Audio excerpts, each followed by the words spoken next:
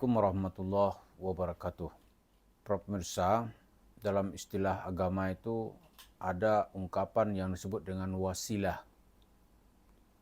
Wasilah, artinya wasilah itu adalah pengantar. Jadi biasanya kajian wasilah ini lebih banyak dipakai dalam kajian orang-orang tasawuf. Misalnya untuk mendapatkan rezeki saja nih. Ini saya berusaha itu sebagai wasilah. Adapun rezekinya itu adalah natijah atau hasil. Nah, kalau kita kembali kepada cerita Yusuf Mansur, bagi Yusuf Mansur ada dua hal yang menjadi wasilah dia. Yang pertama, rumah tahfiz dan atau Darul Quran. Yang kedua, warung steak and shake. Jadi wasilah gitu. Wasilah untuk mendapatkan uang. Sekarang kalau kita coba konfrontir, bagi Yusuf Mansur mana yang penting? Rumah tahfiz dan Darul Quran atau warung steak and shake? Dalam fakta kita lihat, yang terpenting bagi Yusuf Mansur itu sebenarnya ya dua-duanya. Kalau rumah tahfiz itu disebut dengan wasilatus sughra, ya kan? Kalau warung steak and shake disebut dengan wasilatul kubra. Kira gitulah. Ini rumah tahfiz itu disebut sebagai wasilah kecil. Kalau warung steak and shake itu disebut dengan wasilah besar. Untuk mendapatkan uang ini perannya besar. Tapi kalau kita lihat, dua-dua ini sebenarnya warung steak and shake itu dapat karena adanya jualan rumah tahfiz Quran. Kalau nggak ada jualan rumah tahfiz Quran atau Darul Quran, itu jemaah masjid kota wisata tidak akan itu terenyuh hatinya, terbakar semangatnya untuk mengeluarkan uang yang jumlahnya puluhan miliar gitu. Itu kan karena cerita rumah tahfiz. Jadi kehidupan ini dilalui dengan baik, menjadi husnul khotimah, hidup di dunia penuh berkah, banyak rezeki, tapi di akhirat juga lempang jalan menuju surga. Itu dengan ikut berinvestasi mengembangkan rumah tahfiz Quran. Kira-kira begitu. Tapi kalau kita lihat kemudian, bagi Yusuf Mansur ya kalau ada dua pilihan gitu, mana yang akan dia pilih? Ya dia akan memilih warung steak and shake. Kalau ditanya misalnya Darul Quran, rumah tahfiz Quran, itu mati misalnya. Bagi Yusuf Mansur ya itu sesuatu hal yang nggak dapat dihindarkan. Ya mungkin dia bilang ya mati aja. Dibanding nanti kalau warung steak and shake-nya yang mati gitu. Kalau warung steak and shake-nya mati, baru dia itu akan nangis bombay gitu. Apa misalnya? Misalnya sekarang rumah tahfiznya di depan Hotel City itu sudah tutup gitu. Kita kan sering membuat komentar tentang rumah tahfiz Yusuf Mansur sedang menghadapi sakratul maut. Dia nggak ada masalah. Di depan UIN misalnya nih. Dulu tuh pelangnya besar itu. Di sini akan dibangun pesantren Darul Quran. Kalau nggak percaya tanya tuh tetangga kiri kanan itu ngeliat itu. Tapi ya ternyata nggak laku. Karena kalah saing oleh UIN.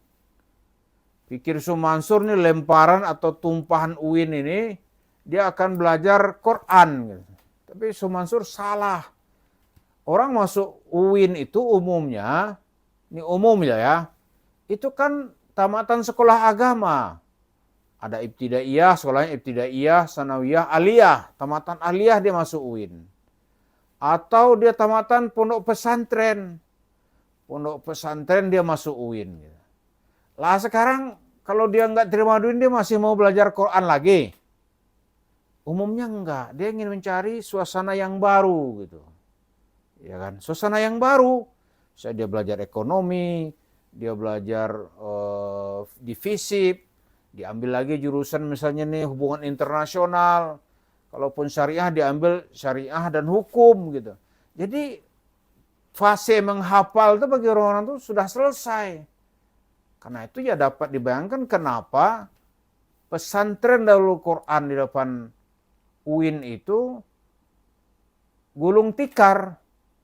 Tapi bagi Yusuf Mansur nggak ada masalah karena di situ nanti juga sekalian gitu. Dibangunkanlah di situ warung steak and shake. Jadi kalau ada nanti donatur yang tanya kenapa, nggak laku bu, paling gitu aja gitu. Nah sekarang juga Darul Quran itu kan sedang menuju sakratul maut, nggak ada santrinya. Karena hasil yang diperoleh setelah tamat Darul Quran tuh ya tidak sesuai. Ada tuh guru di dalam Darul Quran itu cerita itu.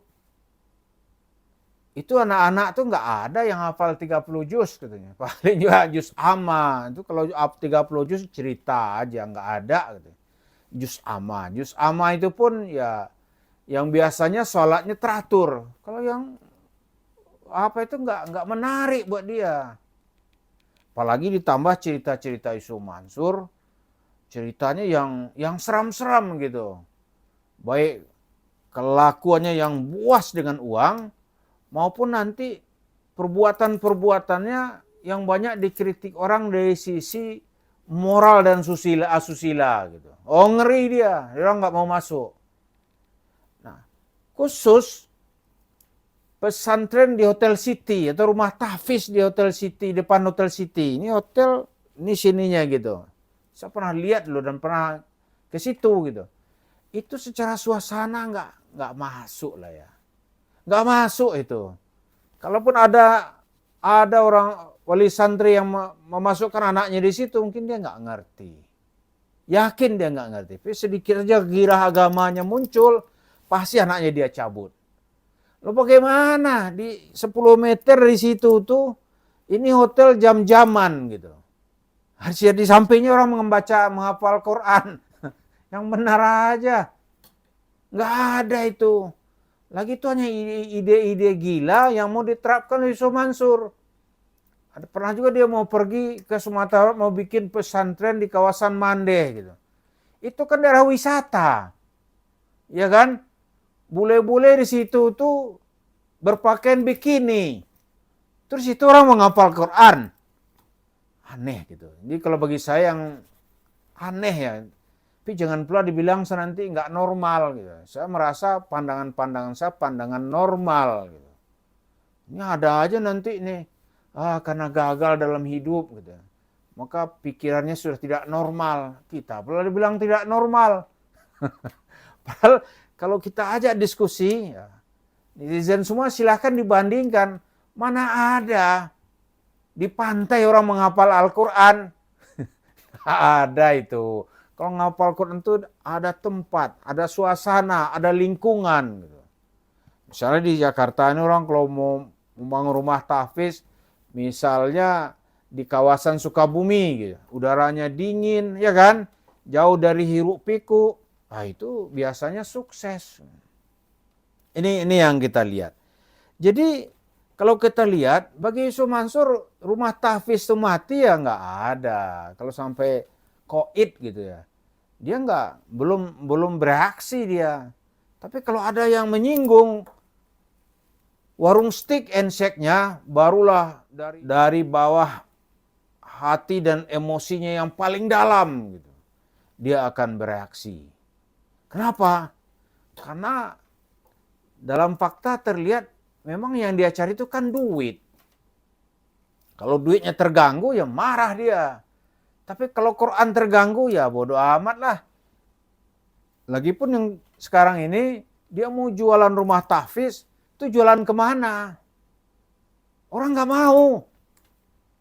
Lo yang ada aja dia nggak bisa pertanggungjawabin kok. Ini kalau dibuka nih ya, oh ngeri Yusuf Mansur itu. itu rumah bangun masjid mana gitu kan. Itu kan lu bertahun-tahun ada rekening khusus, orang nyumbang satu orang 1 juta gitu. Apalagi yang nyumbang tuh kalau diminta itu testimoni. Kata nyumbang 1 juta dapat Alphard. Ya berapa orang yang dikasih dapat Alphard gitu. Coba kalau ada beranilah testimoni.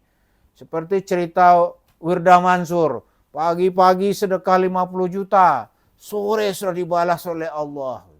Pagi-pagi kita sedekah ke Bapak 50 juta. Sore-sore ada orang ngantarin mobil BMW. Seharga 1,2 miliar. Ngeri nggak? Coba ini kan orang 1 juta banyak itu. Diprovokasi ya kan? Coba siapa yang sudah dapat? Atau dikasih malaikat atau apalah gitu. Atau ada yang ngantarin dalam waktu berapa hari setelah nyumbang 1 juta. Ada nggak? Coba ada nggak gitu. Kalau nggak bisa dipraktekin, wah itu bukan ajaran Islam. Ajaran Islam itu semua Anda berbuat apa, dapat apa. Itu jelas. Misalnya nih, taat kepada Allah kita dapat apa? Misalnya kita yakin kita dibalas oleh Allah mendapatkan surga. Kalau kehidupan dunia, saya nggak ada dalam Al-Quran, dalam hadis ditemukan orang sholat kaya itu nggak ada. Dari mana? Kalaulah orang sholat itu kaya, orang Islam paling kaya dong di Indonesia ini. Tapi kan enggak, Tuhan enggak bilang itu kok, di karang-karang aja. Duhang, nanti tambah tahajud, tambah baca waqiah, tambah baca. Tapi membuktikannya gimana? Kalau kita cari dalil-dalilnya, itu tidak ada dalil Al-Quran, dalil hadis, bahwa orang melaksanakan sholat duha dia kaya. Mana? Kalaulah itu gitu, aduh. Di Indonesia ini orang Islam paling kaya. Kan Yusuf Mansur kaya-kaya terus nih. Nggak ada. Karena memang masing-masing ada tempatnya. Untuk kehidupan dunia aja orang harus berusaha. Nggak ada itu doa-doa. Kalau doa-doa orang paling banyak, paling kaya. Ya tentulah. Misalnya nih ya marbot masjid. Kan rajin berdoa itu. Tentu dia paling kaya. Imam-imam masjid. Tentu dia paling kaya gitu. Tapi kan tidak. Jadi cerita warung steak dan rumah tahfiz, sekarang ini Yusuf Mansur jelas akan berpegang dan menyelamatkan warung steak. Karena itu dia, walaupun rumah tahfiznya mati, dia nggak peduli, dia akan bisa berbangga-bangga dia. Oh kami buka di kota-kota penting di Pulau Jawa gitu. Jadi itulah kita lihat ujung-ujungnya nanti step-stepnya itu ada gitu. Nah sekarang yang setelah pay trend ini menyeser kepada rumah tahfiz. Nah setelah rumah tahfiz ini virus apa ini kemana berputarnya. Mari kita ikuti hal-hal yang seputar Yusuf Mansur. Terima kasih. Assalamualaikum warahmatullahi wabarakatuh.